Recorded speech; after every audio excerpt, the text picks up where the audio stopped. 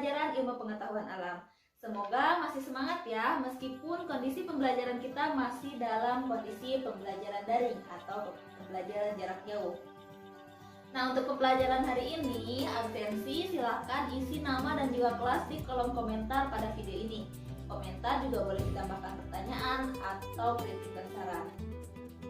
Oke, kita mulai pembelajaran hari ini dengan berdoa terlebih dahulu. Berdoa sesuai keyakinan masing-masing di rumah masing-masing. Berdoa mulai.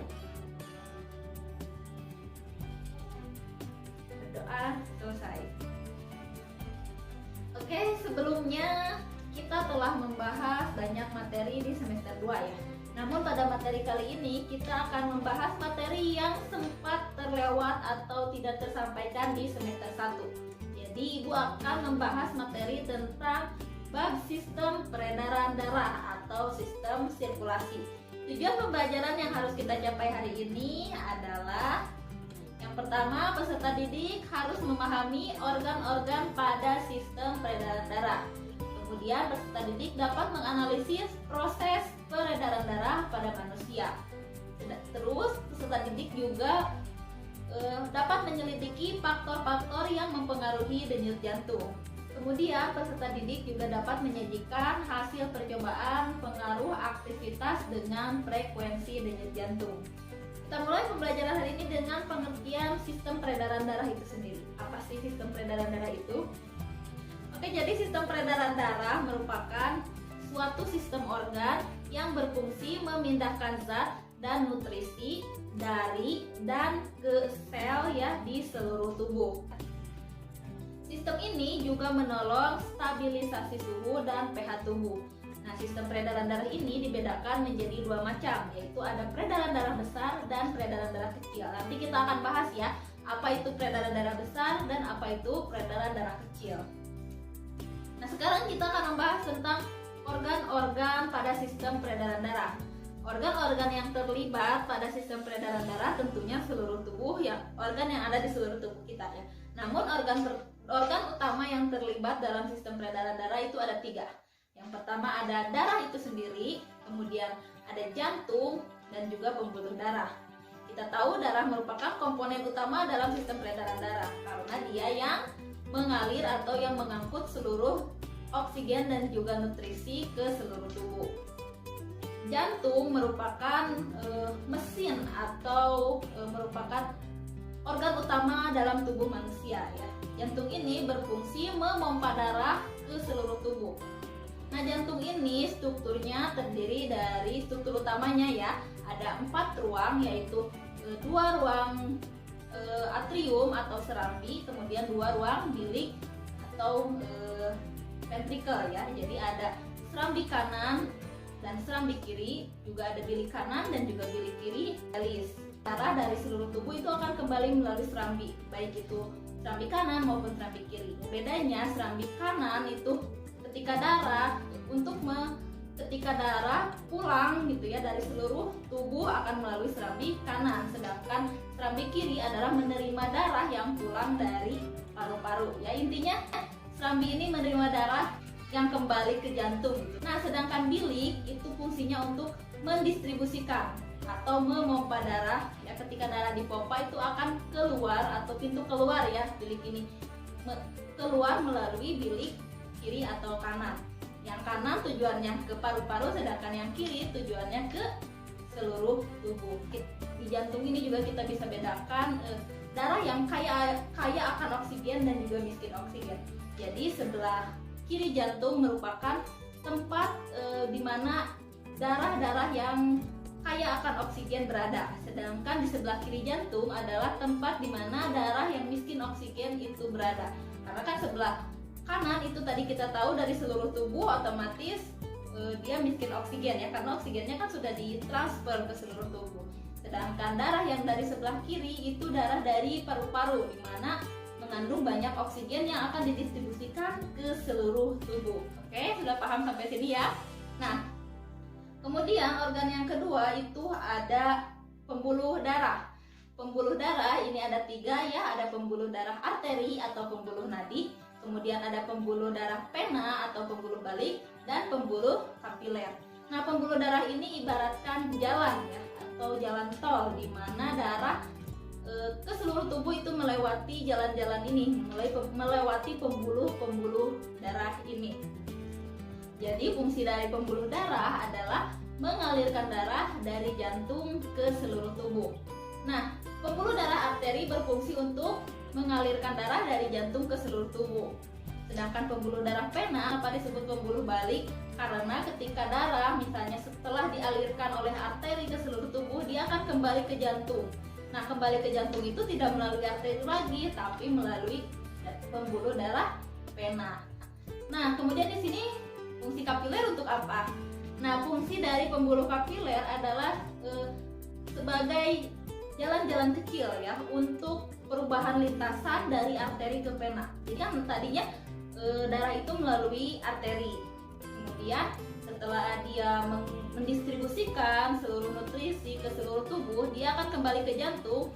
Itu akan ada perubahan lintasan antara arteri ke vena. Nah, perubahan lintasannya itu melalui pembuluh kapiler ya, atau bisa disebut juga pembuluh kapiler itu seperti gang-gang kecil ya kalau di jalan gitu ya.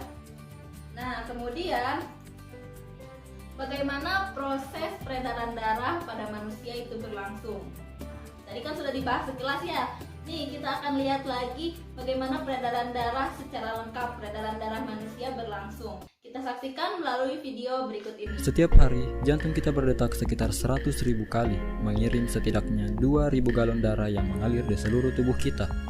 Meskipun jantung kita tidak lebih besar dari kepalan tangan, jantung memiliki peranan yang besar untuk tetap membuat darah mengalir sepanjang 60.000 mil dalam pembuluh darah yang mengedarkan nutrisi dan oksigen untuk organ dan jaringan. Darah mengedarkan seluruh substansi tersebut melalui berbagai saluran yang disebut pembuluh darah.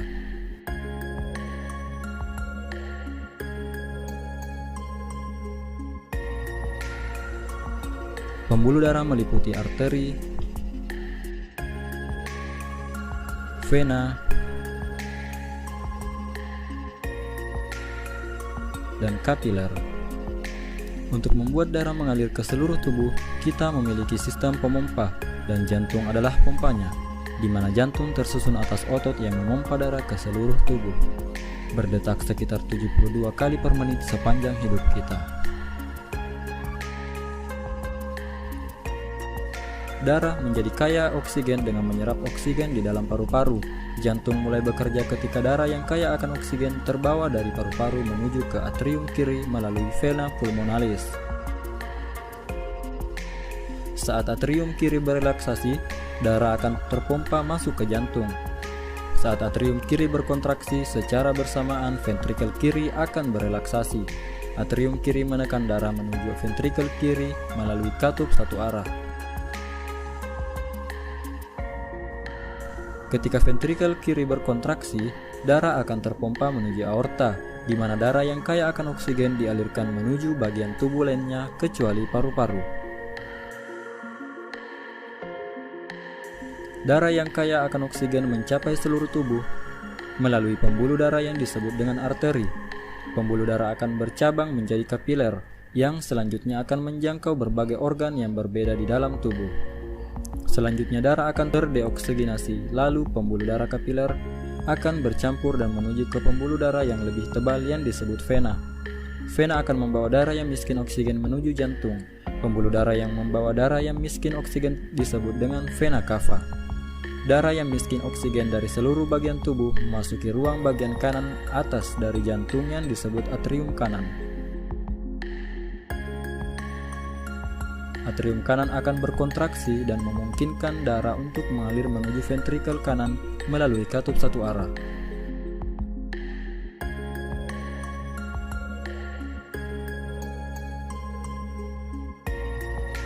Ventrikel kanan kemudian berkontraksi dan menekan darah menuju arteri pulmonalis. Arteri pulmonalis membawa darah yang miskin oksigen menuju paru-paru. Paru-paru kemudian melakukan pertukaran gas terhadap darah sehingga darah kembali menjadi kaya akan oksigen. Darah tersebut selanjutnya akan dialirkan kembali ke jantung melalui vena pulmonalis dan kembali mengulang siklus sirkulasi tersebut. Nah, itu dia penjelasan tentang sistem peredaran darah, bagaimana darah mengangkut oksigen dan seluruh nutrisi ke seluruh tubuh. Jadi intinya seperti ini ya, misalnya darah itu awalnya itu kan dari jantung, dipompa melalui bilik kiri jantung untuk ke seluruh tubuh. Kemudian dari seluruh tubuh itu dia mendistribusikan oksigen dan nutrisi-nutrisi makanan ya ke seluruh tubuh. Nah, di sini barulah dia kembali ke jantung melalui serambi kanan ya, karena kan kayak tadi ingat ya, yang miskin oksigen itu melalui itu ada di sebelah kanan. Jadi dari seluruh tubuh akan balik melalui sebelah kanan jantung, yaitu serambi kanan jantung. Kemudian dari serambi kanan diteruskan ke bilik kanan menuju paru-paru untuk terjadinya pertukaran gas atau mengambil oksigen dari sistem pernafasan atau dari paru-paru. Nah, setelah darah ini banyak oksigen, sudah mengandung banyak oksigen, dia akan kembali melalui bagian kiri jantung, yaitu serambi kiri, diteruskan ke bilik kiri, dan dari bilik kiri didistribusikan lagi ke seluruh tubuh. Nah, jadi kurang lebih seperti itu ya sistem peredaran darah. Sistem peredaran darah besar itu kita lihat dari daerah sebelah kanan ya, daerah sebelah kanan yang diberi kotak ya. Kita lihat dari tujuannya saja ya. Tujuannya adalah seluruh tubuh. Jadi secara definisi sistem peredaran darah besar adalah darah yang dipompa ke seluruh tubuh. Ingat ya, kalau peredaran darah besar adalah seluruh tubuh melalui bilik kiri jantung dan kembali melalui serambi kanan. Nah, sedangkan peredaran darah kecil itu tujuannya kita ingat ya, paru-paru. Jadi kalau besar itu seluruh tubuh, sedangkan kecil itu paru-paru. Sedangkan jantung itu pusatnya ya, atau stasiunnya, kita bisa bilang stasiunnya. Nah, jadi peredaran darah kecil secara definisi adalah darah yang dipompa melalui bilik kanan jantung menuju paru-paru dan kembali melalui serambi kiri jantung. Nah, selanjutnya kita akan melakukan percobaan tentang frekuensi denyut jantung. Bagaimana pengaruh aktivitas yang sering kita lakukan terhadap denyut jantung kita? Apakah ada pengaruhnya? Nah, kita lakukan aktivitas pengamatan melalui LKPD yang sudah Ibu share linknya di grup WhatsApp kita, dan juga Ibu share linknya di deskripsi video ini. Jadi kesimpulannya pada pembelajaran hari ini adalah organ-organ pada sistem peredaran darah itu terdiri dari jantung, darah, dan juga pembuluh darah. Kemudian jantung memiliki 4 ruang, yaitu serambi kanan dan serambi kiri, bilik kanan dan juga bilik kiri. Pembuluh darah juga terdiri dari arteri, vena, dan kapiler. Sedangkan peredaran darah dibedakan menjadi 2, yaitu peredaran darah besar dan peredaran darah kecil.